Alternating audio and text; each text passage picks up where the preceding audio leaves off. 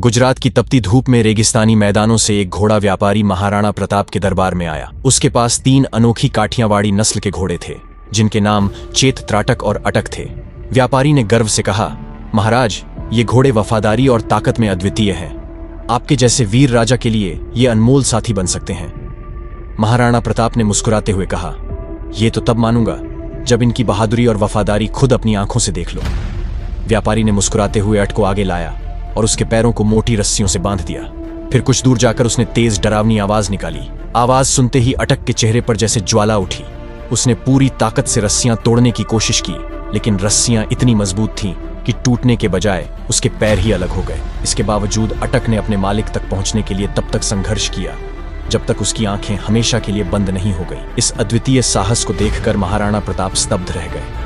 उन्होंने चेतक और त्राटक दोनों को तुरंत खरीद लिया। उसी समय दरबार में उनके छोटे सौतेले भाई शक्ति सिंह की भी उन घोड़ों पर नजर थी और महाराणा ने उनकी इच्छा को समझते हुए चेतक को अपने पास रखा और त्राटक को शक्ति सिंह को उपहार स्वरूप दे दिया। धीरे धीरे चेतक महाराणा प्रताप का प्रिय साथी बन गया। वे उसे अपने पुत्र के समान मानने लगे। चेतक भी महाराणा के प्रति अटूट निष्ठा दिखाने लगा। महाराणा के साथ रहते हुए चेतक मानो शेर की तरह बहादुर और शक्तिशाली बन गया था। फिर आया हल्दी घाटी का युद्ध, जिसमें मुगल सेना 1 लाख सैनिकों और कई हाथियों के साथ युद्ध भूमि में उतरी थी, जबकि महाराणा प्रताप के पास मात्र 200,000 सैनिक थे।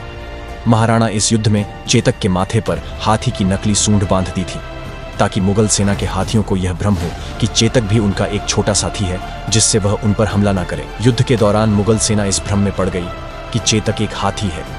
इससे मुगल सैनिक उसे धीमे होने की उम्मीद करते, लेकिन चेतक बिजली की गति से दौड़ते हुए उनके बीच पहुंचकर उन्हें चकमा दे देता।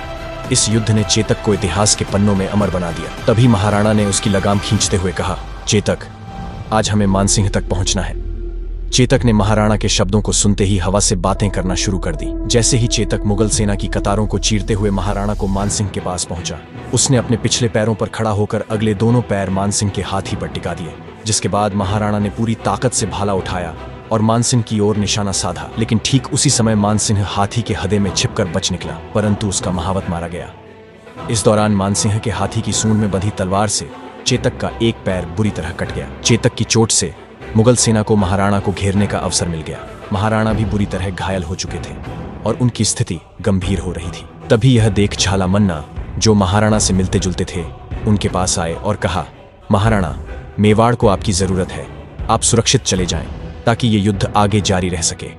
महाराणा प्रताप ने झाला मन्ना की बात मानी और उन्होंने अपना मुकुट और राज्य चिन्ह झाला मन्ना को सौंप दिया। तभी झाला मन्ना को महाराणा समझकर मुगलों ने उन पर हमला कर दिया और उन्होंने बहादुरी से सामना करते हुए अपने प्राणों की आहुति दे दी। इसी बीच चेतक महाराणा को मुगलों से दूर ले जाने के लिए अपनी अंतिम शक्ति से दौड़ता रहा। घायल चेतक के पैरों में असहनीय पीड़ा थी, लेकिन उसने महाराणा की सुरक्षा के लिए अपना दर्द भुला दिया। रास्ते में अचानक एक 26 फीट गहरा नाला आ गया। महाराणा ने सोचा कि अब शायद बचना मुश्किल है, लेकिन तभी चेतक ने अपनी अंतिम ताकत से एक विशाल छलांग लगाई और नाला पार कर दिया। पीछा करती मुगल सेना उस नाले को पार नहीं कर सकी।